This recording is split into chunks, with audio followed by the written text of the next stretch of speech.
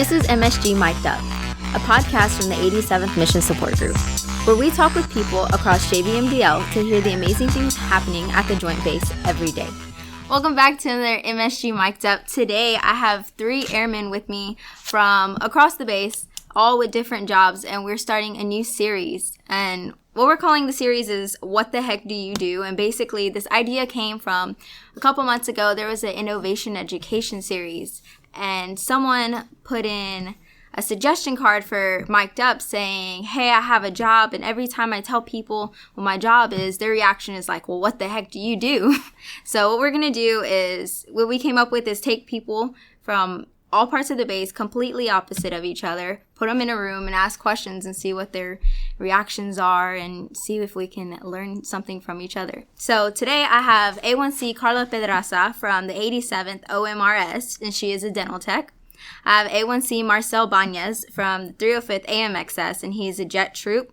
And I have Senior Airman Jerry Bement from the 87th FSS, and he is a food service journeyman. So what we're going to do is we're going to put someone in the hot seat, and we're just going to start asking questions and see what the answers are and see what we can learn from them. So first up in the hot seat, Airman Pedraza, introduce yourself. Hi, so I'm A1C Pedraza. I'm from the 87th OMRS. I'm a dental technician. So tell us a little bit about your job.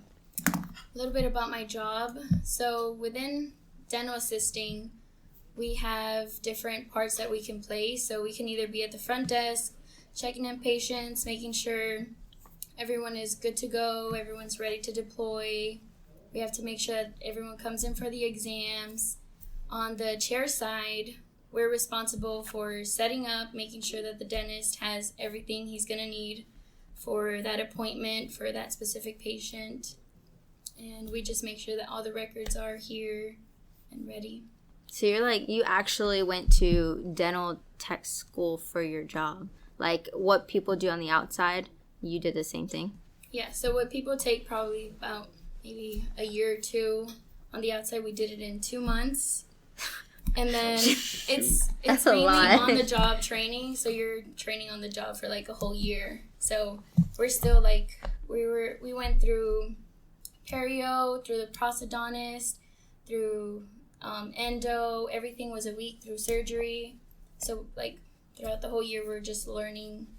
And then so you learned different dental specialties within like a month or 2. Yes. And how to work. Oh, no. That's a lot to learn. I don't even know half the words you just said. So that's so what someone would spend like over a year on, you spent like 2 months or a week in each section? Yes. And how was that? How was tech school?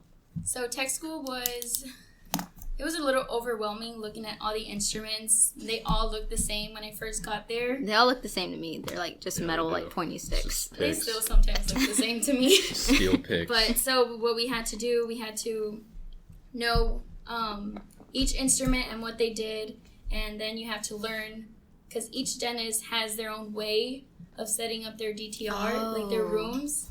So you also, once I got here, I had to learn each dentist to know their setup. And every appointment, it's very different. Like, say you have a filling for one person at, say, 8:30 to 9:30, and then 10:30 to 11:30, you have a crown delivery. It's a completely different setup. So that's a lot. Learn materials, instruments, and everything. It's a lot. So would you say that's the hardest part? Hardest part of my job, I guess so. It's pretty much learning.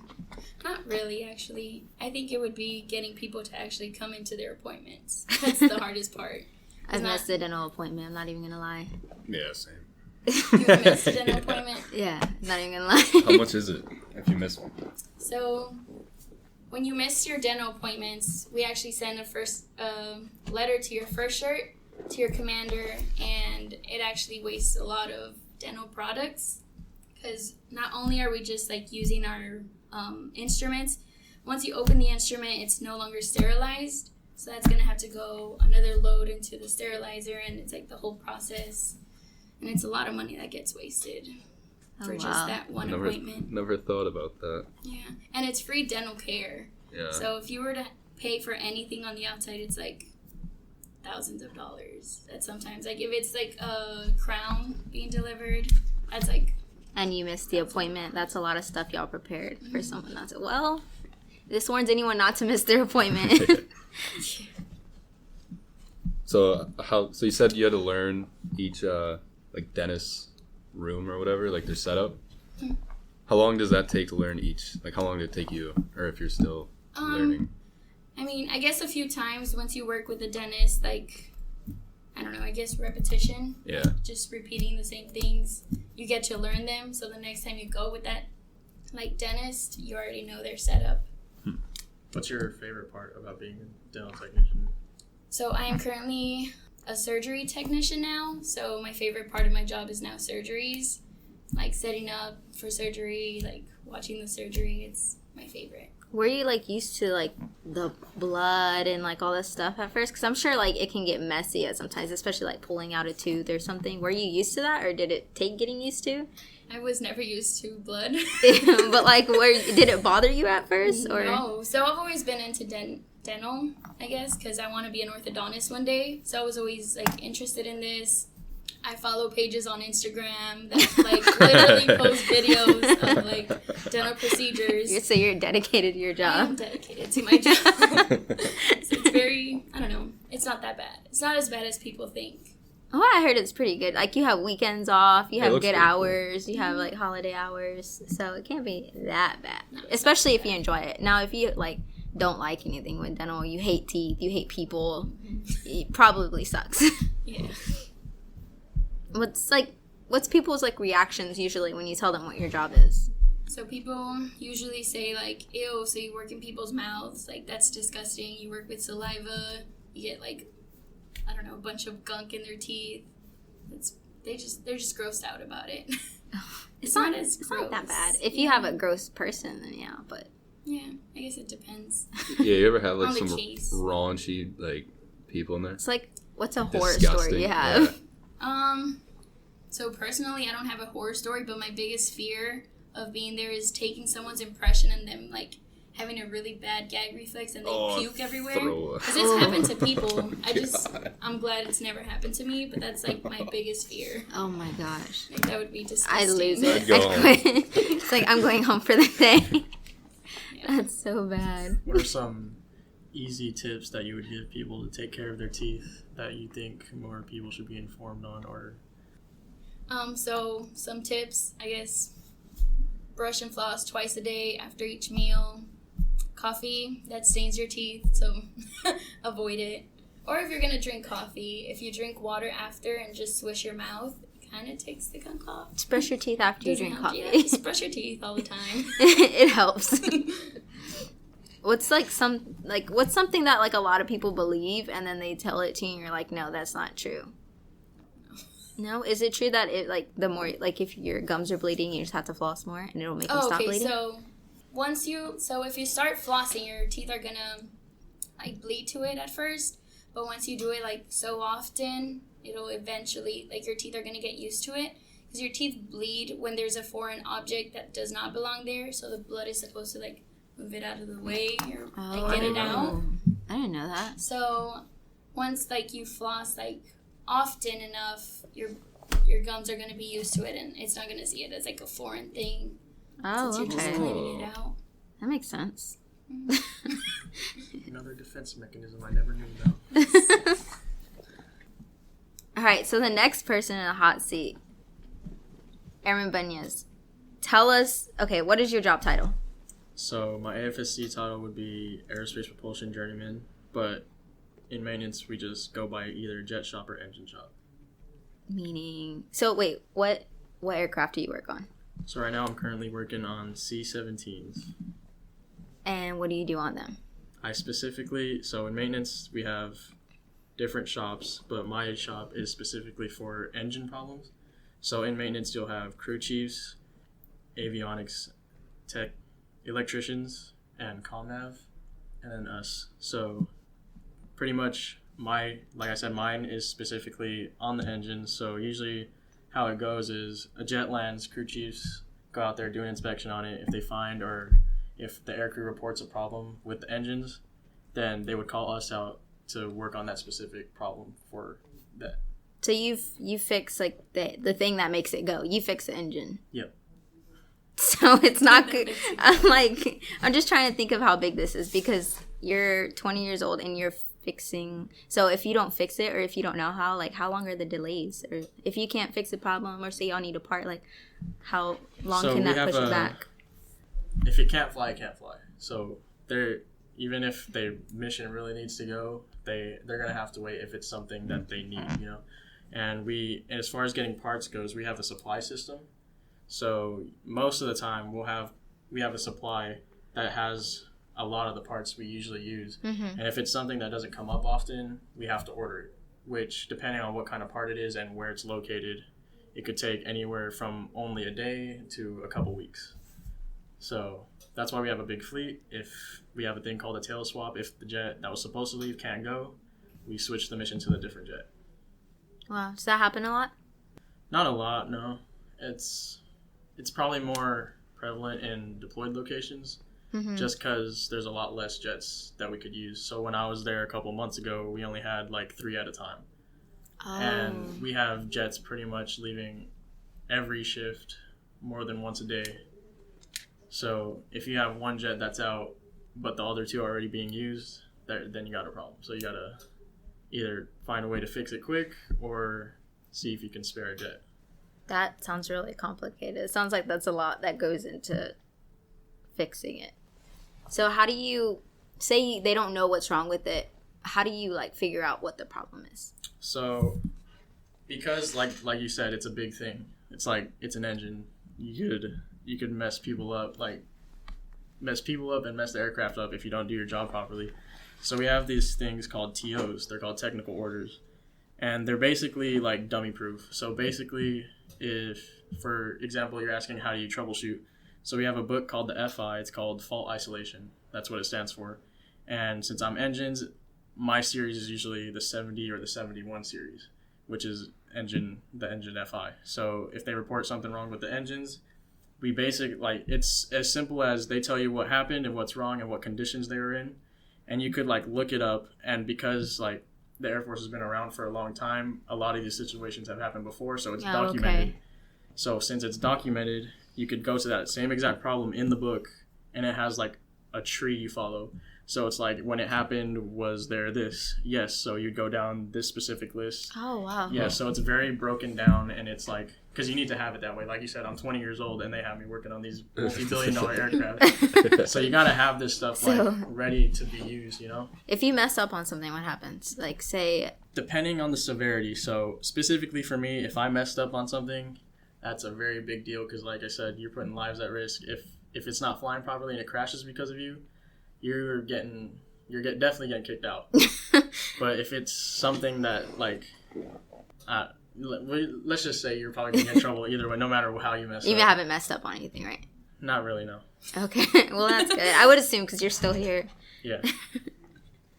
What's one of the hardest parts about your job? Besides having to fix a jet engine. The hardest part, one of the hardest parts is definitely trying to... So you're not supposed to memorize technical orders because it's constantly getting changed based on how the jets are updating and how parts are being like made to work better.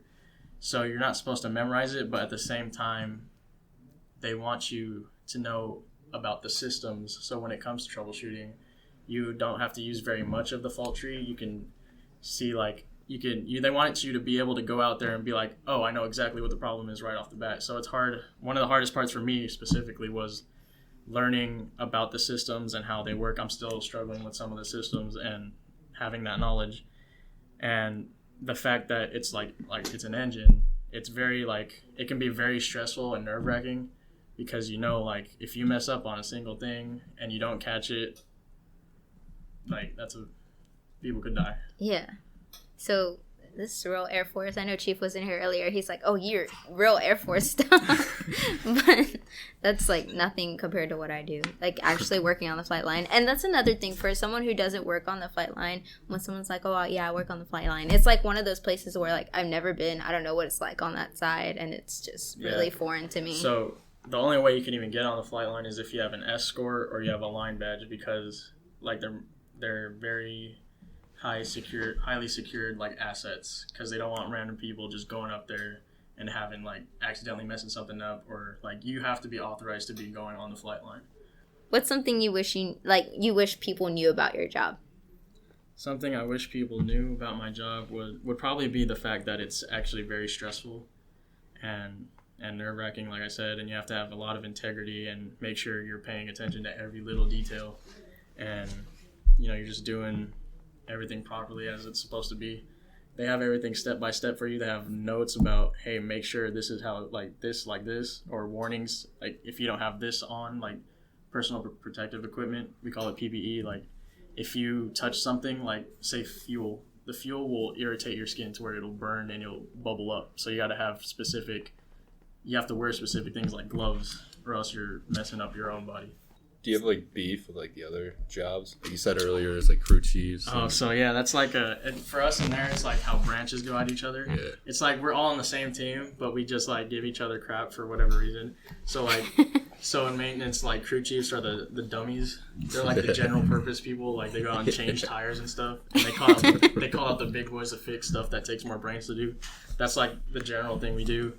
And then, like, avionics people and electricians are, like, the pointy-head nerds. So that's how it goes. They're a little smarter. Yeah. You're just, like, somewhere in the middle. Yeah, we're, like... Takes a little bit of a brain. Jet shop is, like, the next step up from crew chiefs. Like, we're not, like, super nerdy, but we're also not, like, super dumb. It takes a little bit of brains to do what you do. Yeah.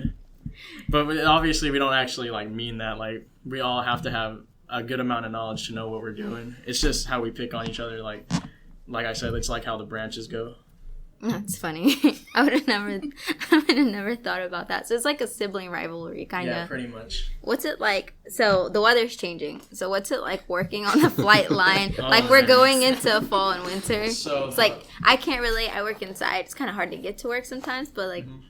So it sucks because maintenance is mission essential. So you know how like you have these people in AFSCs, if it's snowing more than like 2 inches outside, you're not going to work. For us, we're still dental.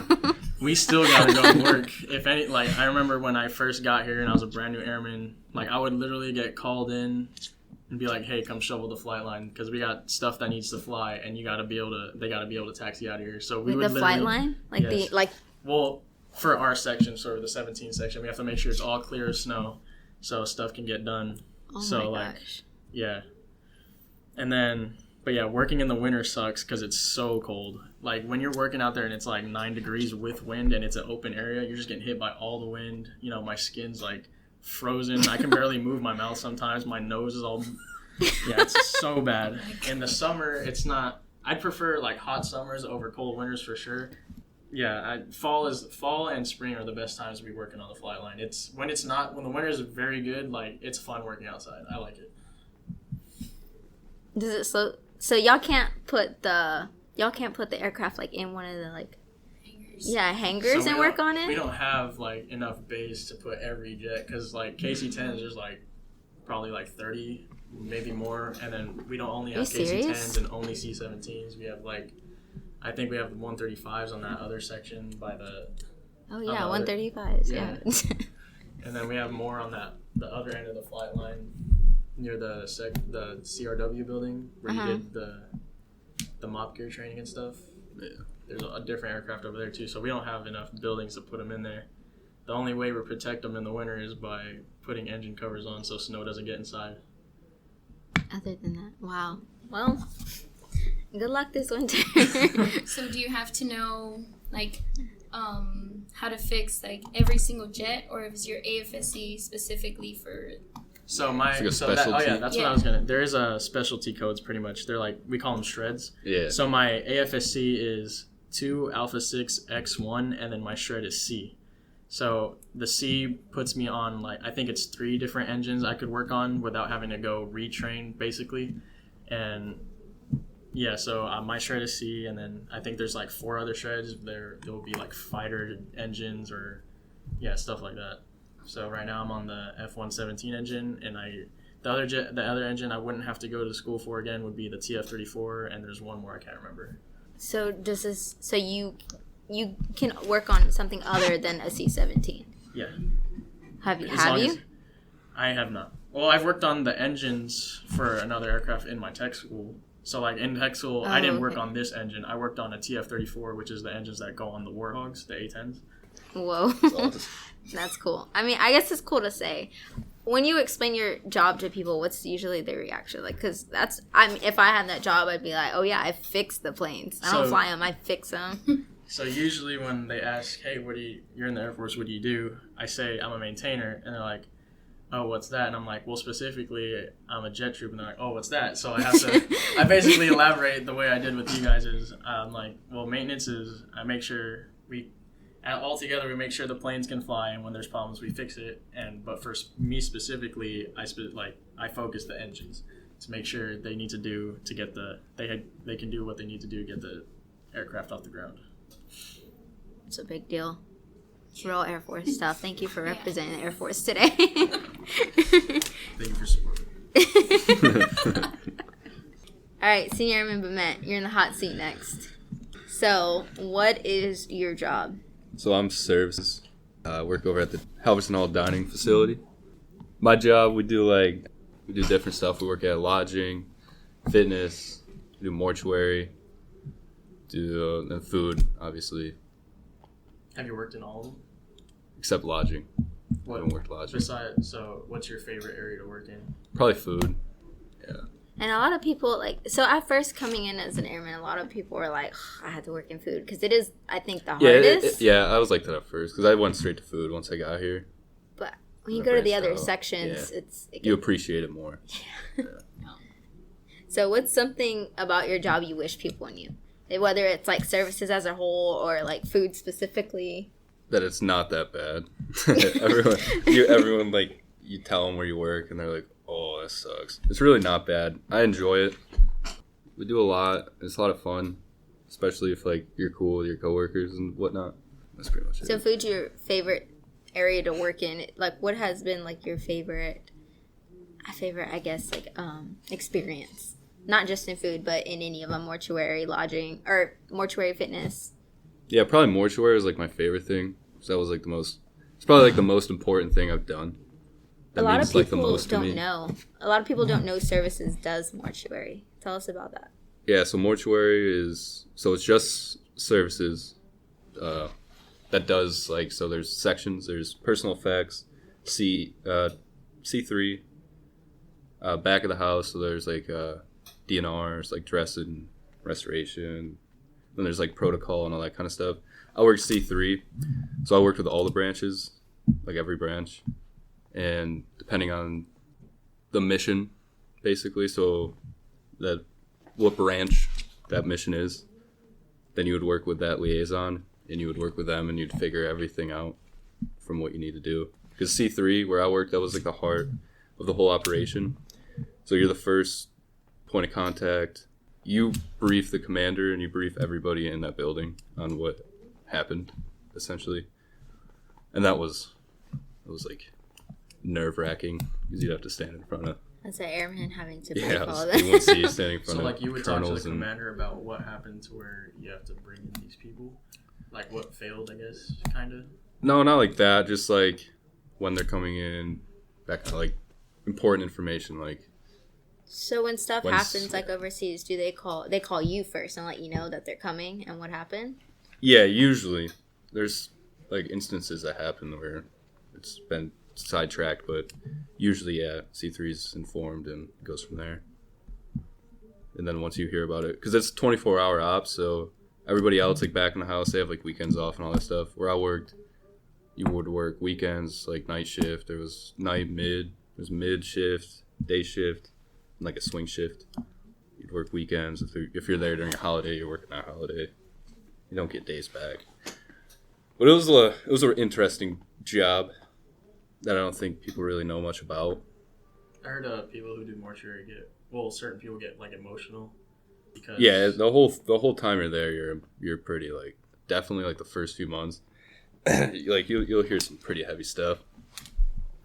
It's pretty crazy. Do you have to deal with like the families of the people? So if you work the Fisher House, that's where that comes into play. I've never worked there. I don't know really much about it, but I don't know if I could work there. So that's where. So Fisher House is where they go, where the families stay while they're in Dover, and they kind of live out of there. You basically take care of them. It's like make food or make their beds, stuff like that. Okay.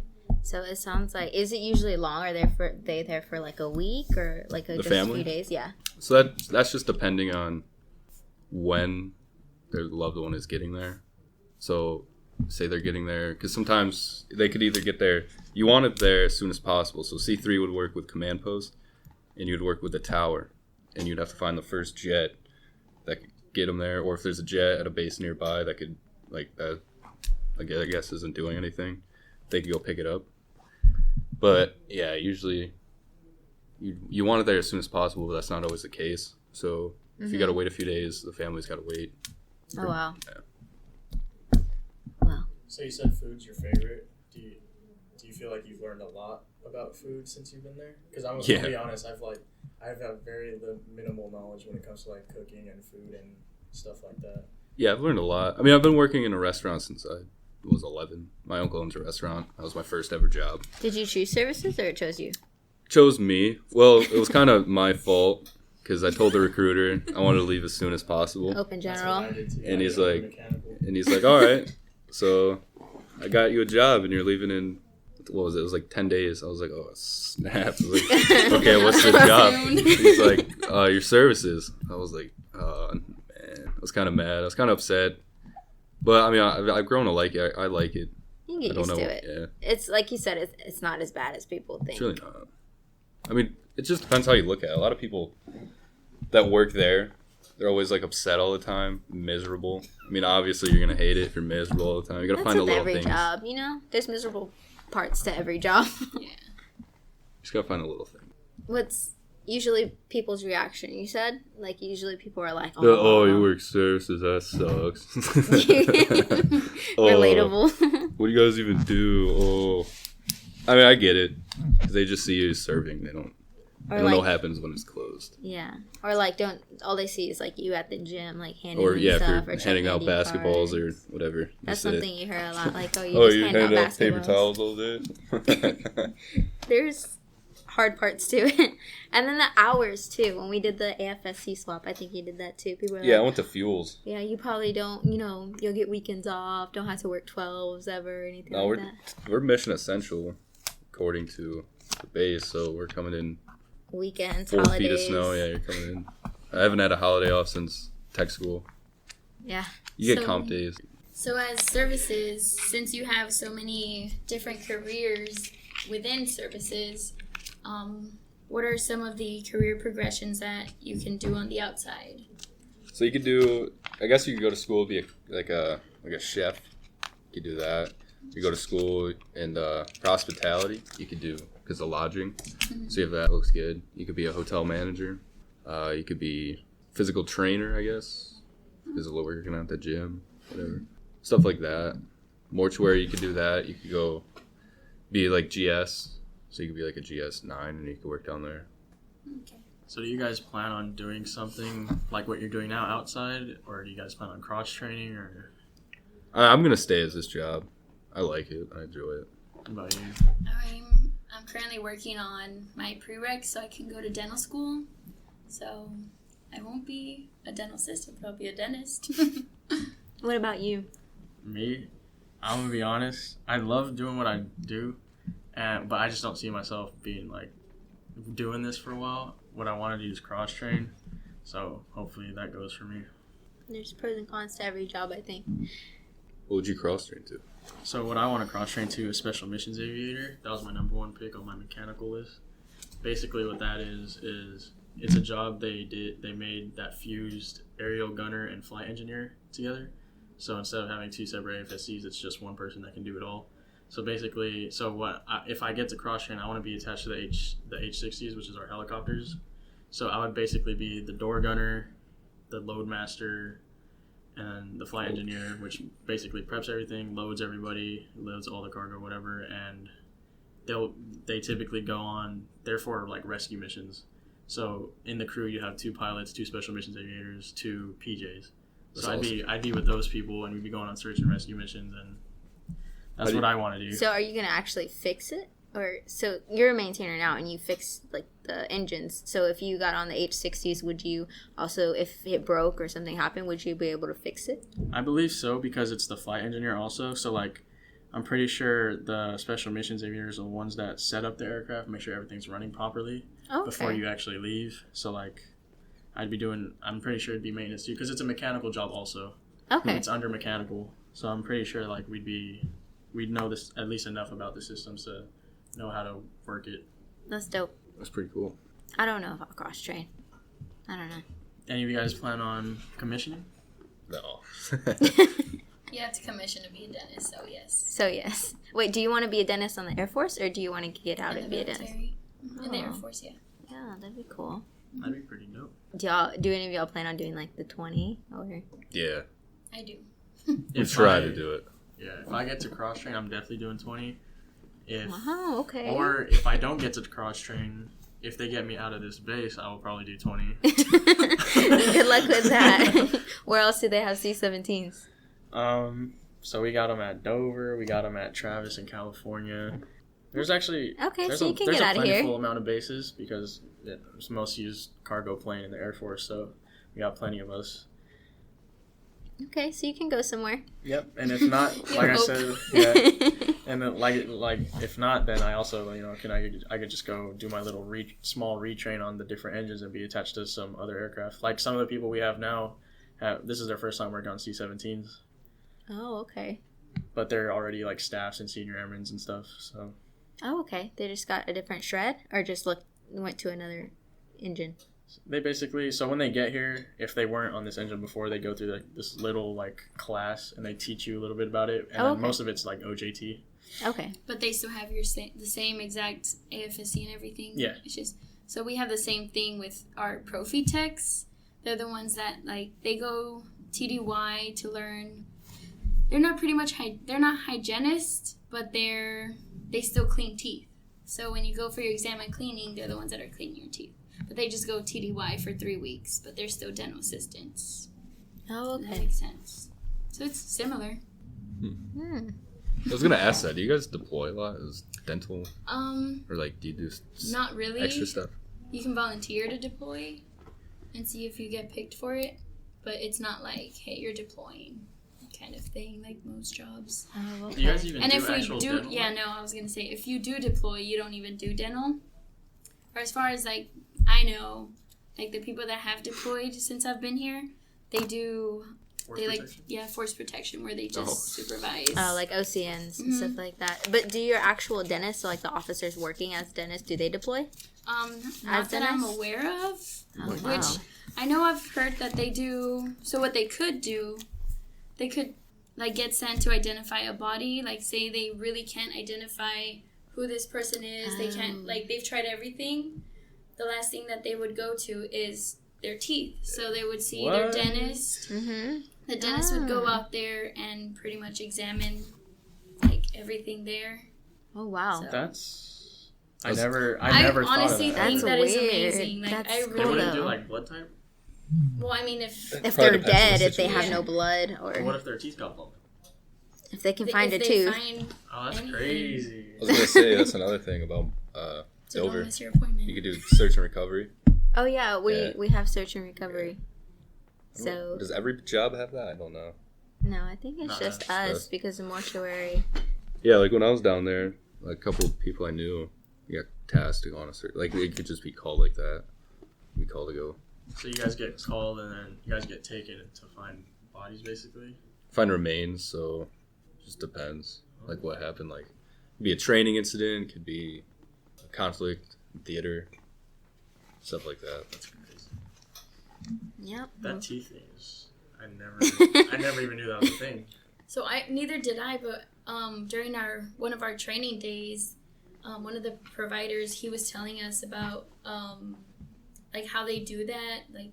I don't know, some people get tasked to it, I guess, if it's your patient, and I thought that was amazing. So this one time, someone they're like, oh, you're a nonner, like, you're not important. You hear that a lot, yeah. I'm like, okay, but when your body is out there and no one else can figure out who you are, they're going to call us nonners to go find you. You hear that a lot from the flight line. Like, I don't know who this guy is, and you're like, well, I found this too. This is definitely this guy's, like, Mueller. I got a picture of it right here, too. That's pretty That's cool. what that's pretty too. dope. Like, That's we hear, pretty like, oh, you're not mission essential, you nonners. And it's like, okay, so when you're hungry and it's snowing, I don't want to hear that. You want a hot meal? Yeah. Grab and go it is for you, I guess. You better get that parfait. There you go. Stick to your MREs.